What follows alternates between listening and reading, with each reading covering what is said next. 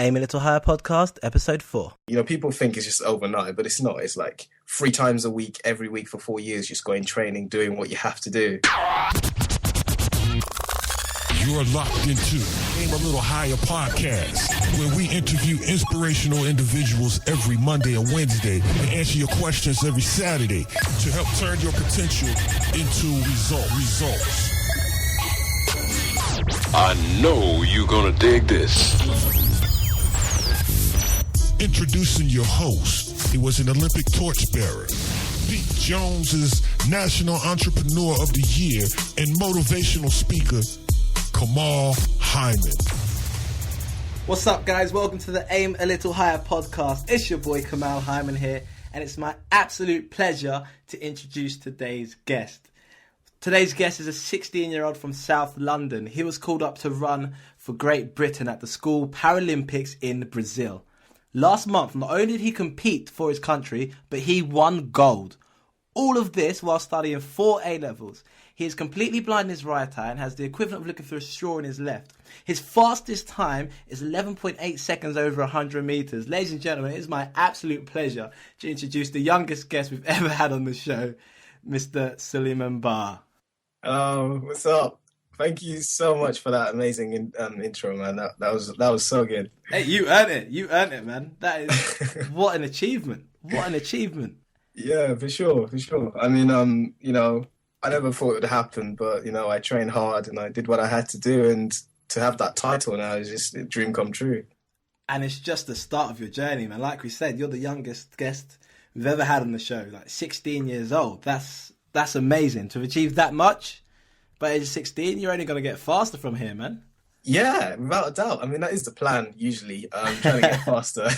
But yeah. I've got loads of goals ahead, loads of things in place to get me to where I want to be. So nice. So Souleyman, this is obviously, you know, a pleasure to have you on the podcast, but I like to let people know how we've met. And we met, over the internet, literally probably a couple of months ago properly, where you reached out to me. And for the listeners, Souleyman sent me this awesome message where he was just explaining about, you know, you'd watched some videos and it helped you move forward. But I'll let you tell everyone because, you know, it's your kind of story. What happened? How comes you reached out? Sure, man. So, you know, I've been an avid follower of yours for about, I think, a year. And it started when I was looking for, like, motivational spoken word pieces, because I really like this guy called Souleyman. I don't know if you've heard of him. Yes, indeed. And I just wanted more of that kind of content. And then I came across one of your spoken word. It was Uphill Battle. Uphill Battle, yeah. And it was just like, whoa, this guy is speaking so much truth. And the reason I liked it was because I was going through GCSEs and I didn't really see the point in them. And I wanted someone to kind of, you know, just someone that's got the same feeling as me. And, you know, it spoke so much truth to me when I heard that. And I just went through some of your videos and they were just so inspiring and so motivating. 3-minute motivation, Wow. You know, why you should revise now, and, you know, the story about your math GCSE, like how you worked hard to get that A and all that stuff. Oh, powerful, man. And it was just like, wow, this guy's exactly what I want. And I just followed you. I was like, you know what? This guy's going somewhere, and one day I'm going to get him to interview me. Wow. And yeah, that was literally what I said in my head. Like, consciously I said it. And then I just forgot about it for ages. And then, like, yeah, the other day I was just, like, looking through my favorite videos on YouTube. And I just came across yours. I was like, oh my God, I've just achieved something so big. And then you came up on my subscription saying you're launching this podcast. Wow. And I was just like, this is so calm. Wow. And then I just like sent you a message saying, hey, you know, what's up, man? And that's literally how it, in the space of a year, it's just crazy. That is awesome. And I think, listeners, the main thing to take from that is, rather than sitting back and saying, oh, this guy's cool, let me just watch your YouTube videos, you reached out. Do you know what I mean? And you didn't reach out empty. It wasn't like he was messaging me like, oh, hi, just nice to meet you. It was like, yo, I'm messaging you and I want to tell you about something I've achieved. And I was blown away. I was like, damn, this guy's 16 and he's just won gold? Like, amazing. Absolutely amazing. So what we want to do in this interview really is get people to know you and understand kind of the journey you've been on and how people who maybe have the same kind of goals or dreams can achieve the same things. So we start with a foundation. And the Aim a Little Higher movement is all about setting solid foundations. You know, we say don't chase your dreams, build them. So tell us about your foundation. What were you like as a young child? I mean, I was a very weird child. I was always very curious. I was always like questioning things, just like, looking where I shouldn't be, and just being really, exploring everything. And I've always had the mindset that anything is possible. Like, I always thought the universe was like a big Lego box and you could just do whatever you wanted. So I was very creative in that. I was very creative in that sense. And having my, vision impairment where I can't see things clearly on the outside, I've always been very internal. So I've always looked things inside and done perspectives and just done a lot of like, thinking basically. Yeah. And as I grew up and I read like, loads of powerful books, again, I wouldn't have done if I wasn't curious. I was always curious. I was like, reading, listening to people that have, achieved success. And at the same time, just doing something I loved, which was sports. And somehow both of them just came together, like, the success aspect aspect of it and just the sports. And they just became something that could work together. How could I become one of the best athletes using the success principles? And it just, it was a slow process, 4 or 5 years of just training hard and, doing what I had to do. People think it's just overnight, but it's not. It's like 3 times a week, every week for 4 years, just going training, doing what you have to do. Wow. And, and now I've got the result and it's like, wow, what's next? Let's go. Powerful. 3 times a week for 4 years. Yeah. To make your dream a reality. Yeah. Wow. And how long are your training sessions? 2 hours, 2.5 hours, I think. Yeah. Damn. And in your training session, is it kind of like if you get tired, you can stop? Or is it a case of, you're here for 2 hours, let's put some work in? Yeah. It's literally like there's no resting. You do your warm-ups, then you do your drills, and then you do the exercises, and then you actually do the running. So it's like today we've got 4 200s to do with like 2 minutes rest in between. How fast can you do them? And like, that kind of stuff.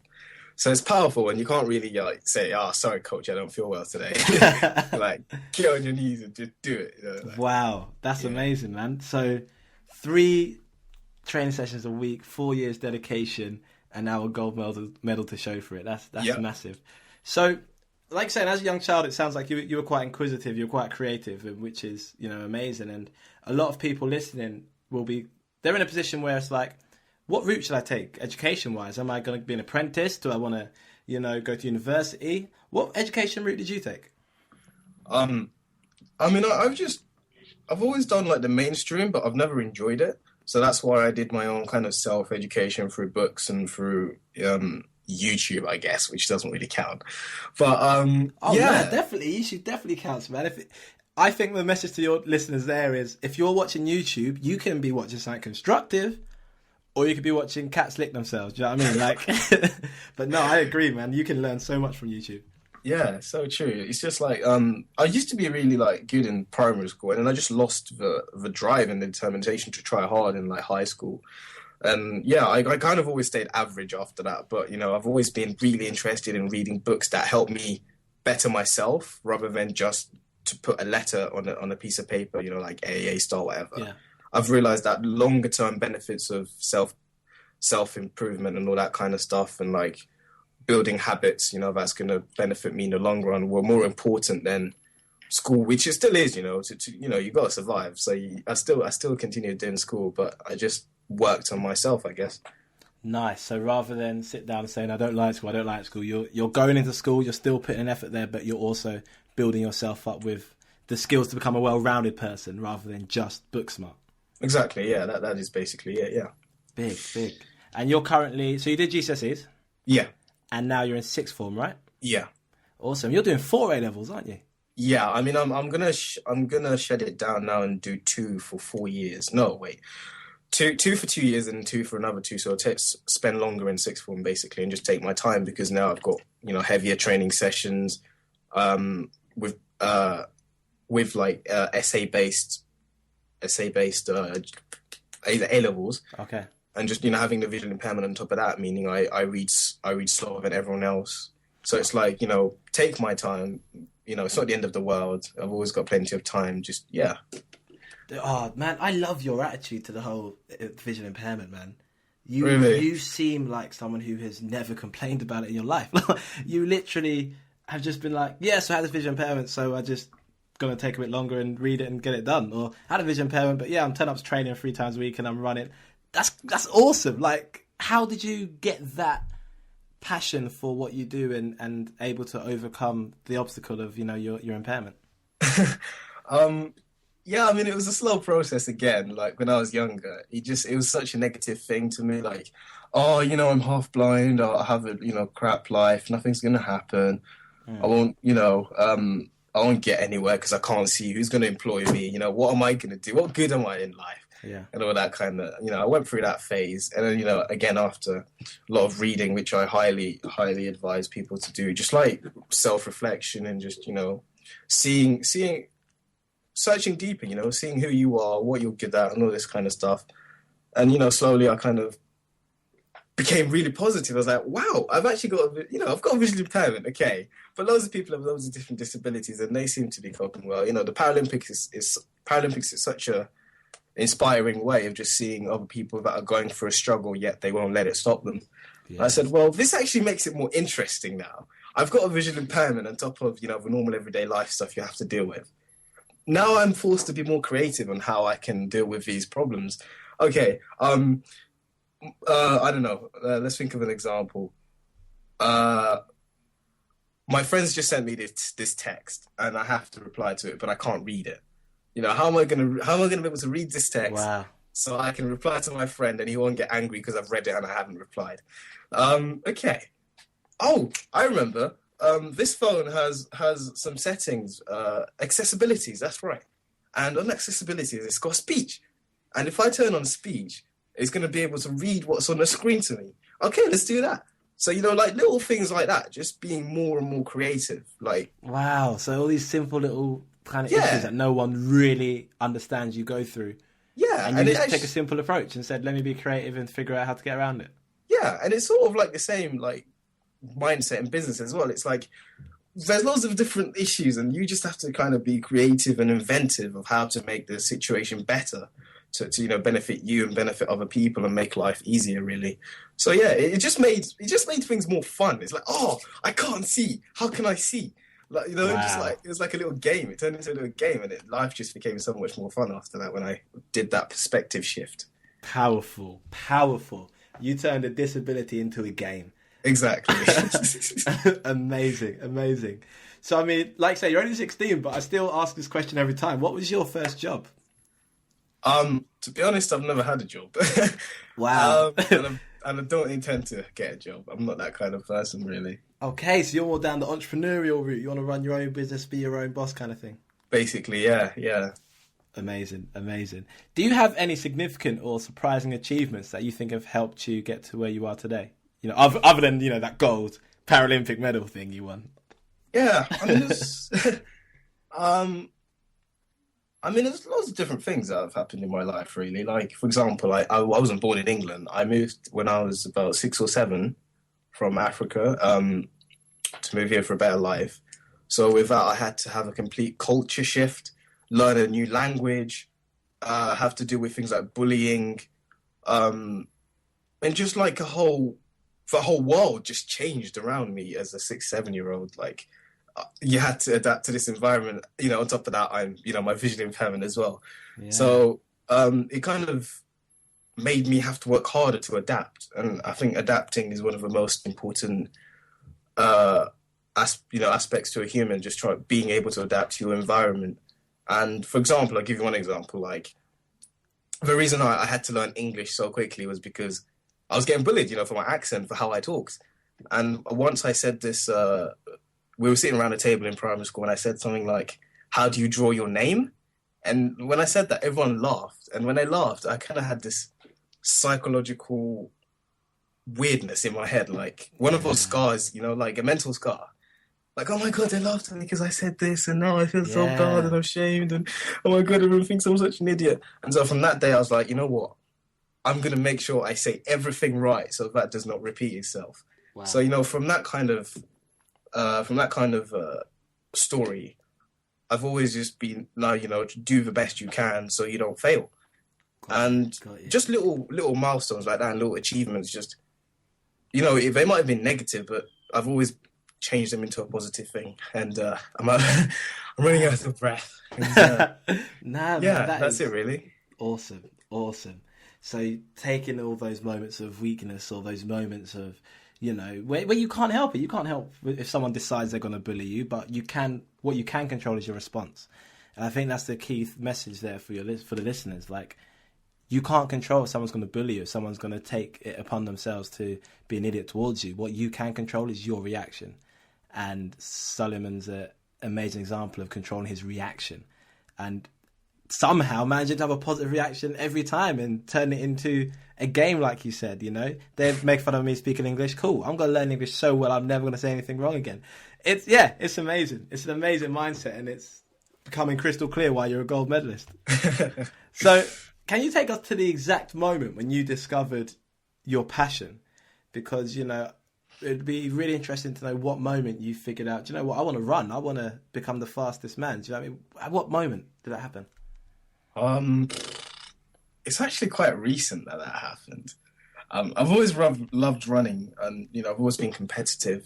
Sports day, I always wanted to win everything, which I did because I was so competitive. And just like, you know, getting involved with more things because I wanted to prove myself that nothing was going to stop me despite my visual impairment. I'm not just going to sit there and feel sorry for myself. I'm actually going to go out there and do something and make a change, if not for me, then for other people. And one of those things is athletics. Year 7 sports day, I ran really fast and I won. And my teachers were like, you know, you could do this as, you know, a hobby / actual thing. And so I said, okay, I love running. I love watching Usain Bolt running. He looks quite cool when he runs. Running looks cool. Let's join a club. Let's see what happens. And, you know, I joined the club. I started training with them. I think it was 2 times a week at that time. And started competing for the club. And then, you know, British Athletics said you could do this as for the Paralympics because you're visually impaired, so you can qualify for it. And I said, oh, cool. And, you know, I suddenly realized that here's an opportunity for growth, because I've always been about growth and what can I, you know, get better at. And I can run this time. Okay, how can I run faster? How can I create some sort of just getting into the mindset of getting into a habit to improve myself slowly over time, you know. And it's like I said, it became a game again, you know. Like, okay, so there's loads of different things to improve on in the 100 meters. Let's start at, you know, the first one. How do I start properly? Okay, I've started properly. How do I use the blocks? Okay, how do I use my arms, you know? Okay, what muscles do I need to work on in the gym to get me faster? And it just, again, became really fun, like something to build on and improve. And, you know, over time, I got better and better at it, 4 years. And, you know, when I won the, you know, Junior Paralympics, it was like, and I got a lot of positive messages from visually impaired people, from disabled people, from black people, from, you know, immigrants that came over here, like loads of different people. I said, wow, this could actually be an opportunity to inspire loads of different people, you know? Tell me about it. Like all these people I'm actually connected with that I didn't even think about. I send them messages saying, you know, oh, you're so inspiring. You've shown me that it's actually possible despite, you know, this, I might be a minority, I might, you know, this, but, you know, you've shown me that you can actually achieve something. Thank you. And I was just like, wow, powerful. I actually love doing this. And it's actually benefiting me and other people as well. So it's like, you know, it became a passion pretty quickly. Powerful. Yeah. That is awesome, man. And I think you've touched on a few important things there, such as, you know, the commitment to working hard. But also the thing about you just tried it in the first place. You didn't love it. You tried it. You tried it on sports day. You were good. Like, I enjoyed this. Then you went to a club and then you fell in love with it and then you made it a passion. Yeah. And I think for listeners, so important. Go and try things. Go and try different sports. Go and try different activities. Try art. Try different things until you find that one thing that fires you up. That when you wake up in the morning, you're going to do that, you're good. Because I can imagine on that day where you had the final in Brazil, you didn't wake up like, let me press the snooze button. You were quite excited, right? Yeah. So yeah, that's a massive takeaway for the people listening right now. Now, you kind of touched on it already, but what steps did you take to make that vision a reality? From what I've heard is you tried the club, you worked hard and then kind of you were chosen. But what steps did you take to make it reality? Yeah, I mean, even that, there's, like you said, steps to it. First of all, like, to actually get me to go training, I listened to a lot of motivational videos. Like, you can do it! Just go do it, kind of. And it was nice for, like, the first week or two. But I realized it kind of faded after a while. Like, it was like an elastic band, I get excited, and it just kind of pulls back again. It's like, oh, I can't be bothered. It's cold. All my friends are playing on the Xbox. I've got to do this and that. I just can't be bothered. Yeah. And so the next step to actually go to training, I kind of made a timetable, said, okay, this is what I'm doing. I have to go training at this time. And after that, I'm doing this and I'm doing that.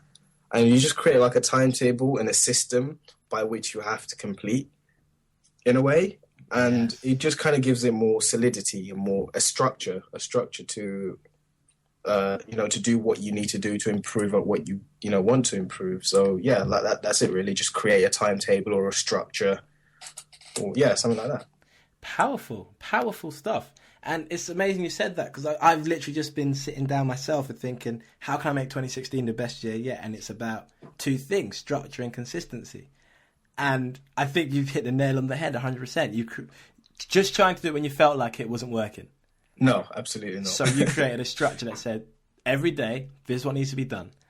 And you did it until it became a habit. Yes. And now I guess it's effortless.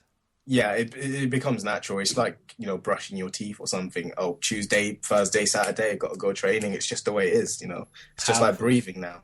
Powerful. So all you listeners out there who are, struggling with, maybe it's your revision, maybe it's your job, maybe it's starting your own business, whatever the struggle is, going to the gym, etc., create a structure, create a program where you know what's going on, you know you have to do it, and you know the end result. But if you make that part of your routine, part of your habit, it's painful at first, then it gets better.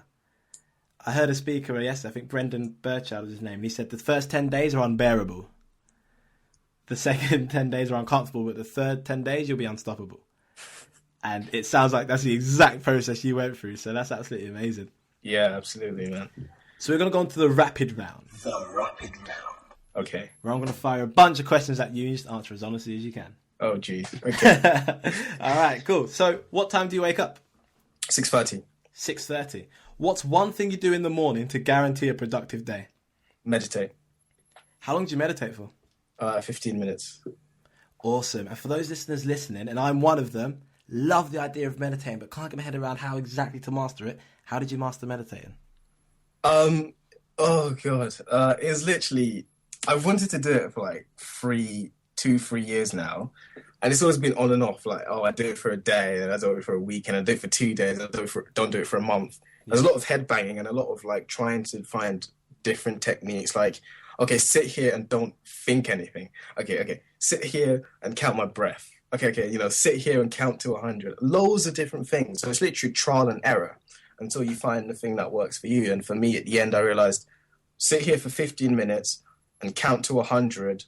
And every time I start thinking of something else, come back and carry on from where I left off, count to 100. And eventually I'll stop thinking and my thoughts will just zone out, and I'll just become, here and now and become present. So, if you want to meditate, just try loads of things. It might take 2 to 3 years, to find what definitely works and what you can keep consistently. But if you really want to do it and, stay committed. Powerful. You do it sitting down? Yeah. Powerful. And that's for 15 minutes, did you say? Yeah, in the morning. Awesome. Yeah. So that's your one thing that guarantees a productive day. If you could be any animal, which would you be and why? A bird. Okay, but bird, why? Because then I can be fly. Nice, a bird so you can be fly. Yeah. What's your favourite dessert? They just look so free. Oh yeah, tell me about it, man. Imagine just being able to fly. Just today I'm flying to Jamaica today. Peace. Oh, nice. What's your favourite dessert? Fruit? I don't know. Yeah, fruit. Yeah, loads of grapes and apples and pineapples. Oh, yeah. You're a healthy guy, man. Yeah, You're a healthy guy. We normally get cheesecake or chocolate cake. You're a healthy guy. Oh, nice. Yeah, I mean, I do on the odd occasion. Name one thing that you could not go without. Books. Powerful, powerful. You're at a karaoke bar. What's your go-to song?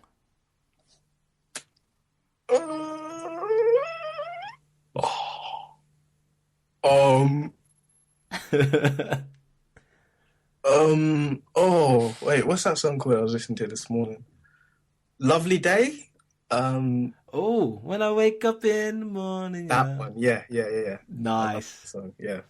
Tell us something most people don't know about you. Oh, that's a hard question. That is a really hard question. Wow.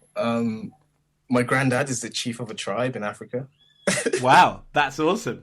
Yeah. That is awesome. Yeah. What is your most effective daily habit? Well, reading and meditating. Okay. Yeah. What's your biggest distraction? YouTube. Okay. Yes, it's a double-edged sword, isn't it? Yeah. It helps, but then it hinders as well. Got you. Now, we've got the time travel question. And normally, I ask people what they'd do if they were taken back to their 18th birthday.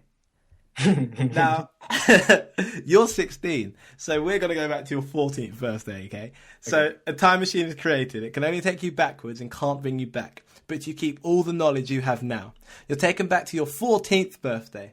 Knowing what you know now, what are the first three things you do? First three things I do? So all the knowledge you have now, but you wake up when it's your 14th birthday. Close my Facebook account. Okay. Get rid of a lot of friends. Okay. It sounds mean, but there's an explanation. And talk to people without acting like someone else. Wow. Powerful. Yeah. So first, shut down that Facebook account. Yeah. Distraction. Yeah. And then... Brilliant. The friends. Yeah. So important. We say, surround yourself with chickens or eagles. The eagles are fly and help you fly. The chickens drag you down. And if you've seen a chicken try to fly, it's the most pathetic thing in the world. So, yeah, 100%, man. That's powerful. Yeah. And then your final one. What was it? Talk to other people without trying to act like someone else. Just be you. Yeah. Enjoy being you. Embrace who you are. Love Yeah. that. Now, why do you do what you do? Why do you run? So the athletics, I'm guessing. Yeah, why do you run? Why do you do it? I mean, there's lots of reasons. One of them is that I can develop and improve at something because it's nice to. I think one of the six human needs is like growth, isn't it? Yep, 100%. And I just love the ability to just grow at something and become better and look at the improvement I'm having at it. And another one is just like it's such a nice stress release, like holding all these things in throughout the day, throughout the week, whatever, and just being at the start line. Just running my head off, like just letting all that energy out. It's just such a nice and, so, just so freeing. And another one, I guess, which is quite recent and just inspiring others to do something they love, really. Powerful. Now, for audience members who are listening and, they want to get to where you are today, they want to be, part of that sports team, part of that national team representing their country. What little three things could they start doing now? What three habits could they start now? 3 habits. Stop watching TV. Find a club. Find a sport. Mm-hmm. And then find a club for the sport and just start participating. Boom. Stop watching TV, as in cut TV out completely. Absolutely. Yep. I haven't watched TV for 3 years now, literally. Wow. I have not sat down and said, okay, I'm going to watch this TV show. I have not done that. Yeah. Wow. Yeah. Powerful. So you read instead? Yeah, basically. And wow. YouTube. Wow. Very powerful stuff. Very powerful stuff. Finally, before we let you go, you are stood on a stage in front of 10,000 young people, but you're only allowed to give one piece of advice before the men in suits grab you and take you off. What would that piece of advice be? Speak before you think. Speak before you think. Yes. Interesting. Why speak before That's quite you weird, think? actually. Like, I'm getting pulled back and I'm like, speak before you think! And they're just like, what? Beep, why speak before you think? That's how you can be the truest version of yourself. Because, we're led to believe as children and growing up, it's like, think before you speak, before you get into trouble. But actually, this is something you only realize through experience, not through hearing me and saying this guy's crazy. Yeah. You realize that you actually become the truest version of yourself, and what you say before you think is what you should be saying. Wow. And it lets out your inner self. And, we're all born with like a shining ball of light, and we're all this individual, unique person. But over time and over conditioning and over, loads of stuff that happens in life, it gets all murky, and there's just little bits of light poking out, but it's all just murky and covered in all this. Yeah. But when you actually speak before you think, you start to clear that out, and you start to become you, not just repeating socially repetitive things and just being, living as someone else. You actually start becoming yourself, and that's how I sort of broke out, and started living the truest version of myself. Speak before you think, because when you think, you start to automatically apply the conditionings you've had in society. Mm-hmm. Dilute it. Yeah, but when you speak before you think, you just become yourself, and you just, you might think that you're going to say weird things, but trust me, you believe in yourself, and it's going to happen. Don't worry. Powerful. Speak before you think. Yeah. Souleyman, thank you for your time. It's been an absolute honour to have you on the show, and so profound for a 16-year-old. It's amazing. It's amazing. Before we let you go, how can our listeners get in contact with you? I have a YouTube channel. I have a Twitter page, King Soul GB. I have a Facebook page you can add me on. My email is souleymanbar@gmail.com. So, powerful. An email address is powerful, guys. Like, if someone gives you an email address, take advantage of that. Reach out, definitely. Awesome. And what I'm going to do is, on the show notes page, go to aimalittlehigher.com and type in Souleyman Bar. You will see all of his details on there as well. So I'll get that written down so they can find you. Absolutely. And I just want to say, thank you very much for making my dream a reality, because we can fantasize, and I could have said, I wish I was on Kamal Hyman's, podcast, but he'll never have time to talk to me, and I'm just this little guy. But, I actually took action, and I sent him a message, and I said, hey, Kamal, I've achieved this thing, and I want to talk to you, and now it's actually happening because I took action. So if you want to achieve something, just take action, and it's going to happen. 100%, dude. The pleasure, honour is all mine. The pleasure is all mine. Thank you so much for coming on the show. Thank you for sharing your story. And definitely one to watch, guys. Definitely one to watch. I'm looking forward to watching the Paralympics soon and seeing you winning that gold. Yeah, thank you, man. It is going to happen, okay? Just remember me. It's going to happen. 100%. Amazing. And as soon as it does, back on the show you come. Yeah. Powerful. Ladies and gentlemen, you can surround yourself with eagles or chickens, and you spent time with the true eagle, Souleyman Bar, and Kamal Hyman. Continue to aim a little higher, and we will see you next time. Peace. Thank you so much for listening. You could have been anywhere in the world doing absolutely anything, listening to any show, but you chose to listen to the Aim a Little Higher podcast, and I appreciate you. Thank you so much. Please be sure to like, review, and subscribe to the podcast. And if you haven't already, get over to www.aimalittlehigher.com, fill in your details into the form, and receive your free video on how to find your passion. To be in for the chance of winning a free Aim a Little Higher shirt, get over to aimalittlehigher.com, fill out the form, and then submit your question for the Saturday Q&A. The winning questions will be answered in their very own podcast on Saturday, and you will also receive a free shirt sent directly to you.